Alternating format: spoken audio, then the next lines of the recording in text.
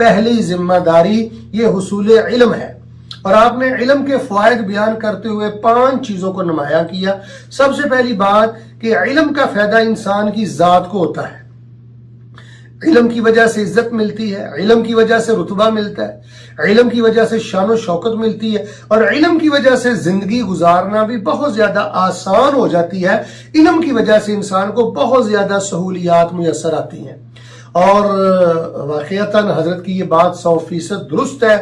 ہم وزراء کو بھی جانتے ہیں، بڑے بڑے مالدار حضرات کو بھی جانتے ہیں، اور بڑی بڑی شہرت رکھنے والے لوگوں کو بھی جانتے ہیں، لیکن یقین مانیں ان آنکھوں نے دیکھا ہے اور ہم نے سنا اور پڑھا ہے، اللہ کی زمین پر جو عزت ایک باعمل با کردار عالم دین کی ہے،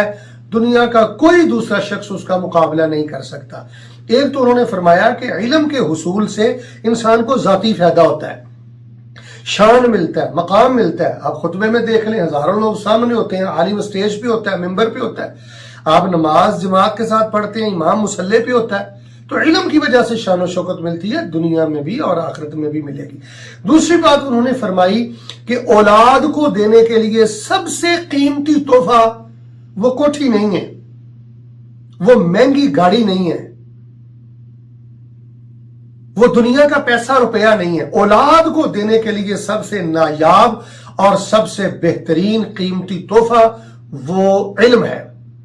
اپنے بچوں کو قرآن کا علم دیں، اپنے بچوں کو حدیث کا علم دیں، اللہ کی پہچان کروائیں، رسول اللہ صلی اللہ علیہ وسلم کی عزت اور عظمت کے بارے میں اپنے بچوں کو واقعات سنائیں۔ تو فضیلت الشیخ حفظہ اللہ نے اولاد کے حوالے سے بڑی تفصیل سے بات کی کہ اس وقت ہم اپنے بچوں کے مستقبل کو روشن کرنے کے لیے ان کو ہنر سکھلاتے ہیں، ان کو فنون سکھلاتے ہیں، ان کو دنیا داری سکھلاتے ہیں۔ اولاد پر کرنے والا سب سے بڑا احسان یہ ہے کہ ان کو علم دین دے کر جائیں۔ اور تیسری بات نہایت خوبصورت انہوں نے ارشاد فرمائی کہ یہ جو علم ہے یہ نبوت کی نیابت ہے، یہ نبوی وراثت ہے۔ جو عالم ہے، قرآن کا عالم ہے، دین کا عالم ہے،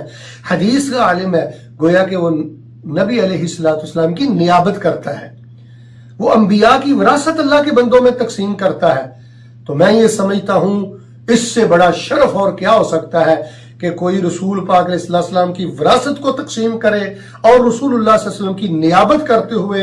امت کو، لوگوں کو اندھیروں سے نکال کر روشنی کی طرف لے کر آئے۔ اور چوتھی بات بھی بڑی خوبصورت تھی کہ یہ جو علم ہے یہ سب سے بڑا صدقہ جاری ہے۔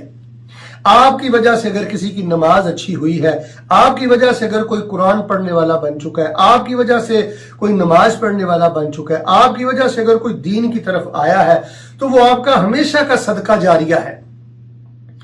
زندگی میں اگر موڈ ہو کہ میں بہترین صدقہ جاریہ کرنے کے بعد یہاں سے جاؤں، تو فضیلت الشیخ حفظہ اللہ نے فرمایا لوگوں کو دین سکھلایا کریں، اپنے اپنے دائرے میں رہتے ہوئے دین کی بات کیا کریں، یہ سب سے بڑا صدقہ جاری ہے۔ اور پانچویں اور آخری بات ان کی یہ تھی کہ روز آخرت اور اللہ کی جنت میں درجات کی بلندی کے حصول کے لیے بھی سب سے خوبصورت اور بہترین چیز یہ علم ہے۔ آخرت کو بھی، روز قیامت بھی اہل علم بلند ہوں گے، شان و شوکت بھی ہوں گے، اور جنت میں بھی اللہ تبارک و تعالیٰ ان کے درجات کو بلند کرے گا۔ اور جاتے جاتے وہ بہت بڑی نصیحت کر گئے کہ اگر آپ عالم نہیں ہیں، حافظ نہیں ہیں، قاری نہیں ہیں، اگر آپ اللہ کے دین کے داعی نہیں ہیں، تو ایسے لوگوں کو سپورٹ کریں، ایسے لوگوں کے لیے دعا کریں، اگر ان سے کوئی کمی کوتاہی بحیثیت انسان ہو اس کی پردہ پوشی کریں۔ ایک تیر کی وجہ سے 3 لوگ جنت میں جائیں گے، تیر بنانے والا، چلانے والا، خرید کر دینے والا۔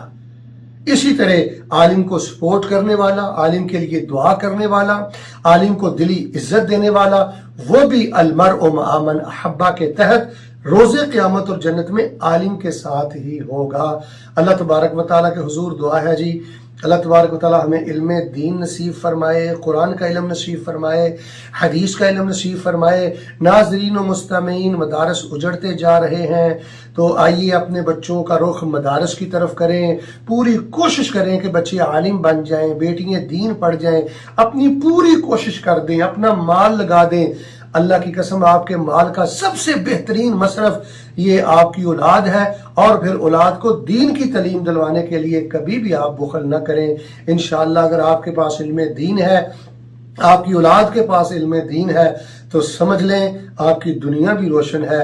قبر بھی روشن ہے، آخرت بھی روشن ہے، اور جنت کا ہر اونچا درجہ یہ آپ کے نام کیا جائے گا، رب زدنی علما، اللہم انفعنا بما علمتنا وعلمنا ما ينفعنا۔ بچوں کو دیکھتے ہوئے یہ دعا دیا کریں، اللہم علمہم التاویل وفقہم فی الدین۔ اللہ علم پہ زندہ رکھنا، علم یہ عمل کی بنیاد ہے، یہ قول کی بنیاد ہے، یہی نجات ہے اللہ تبارک و تعالی۔ اور ہمارے ہاں ایک سب سے بڑی خرابی بر صغیر پاک و ہند میں یہ ہے کہ 50 سال کی عمر میں ہم ترجمہ کلاس میں نہیں بیٹھتے،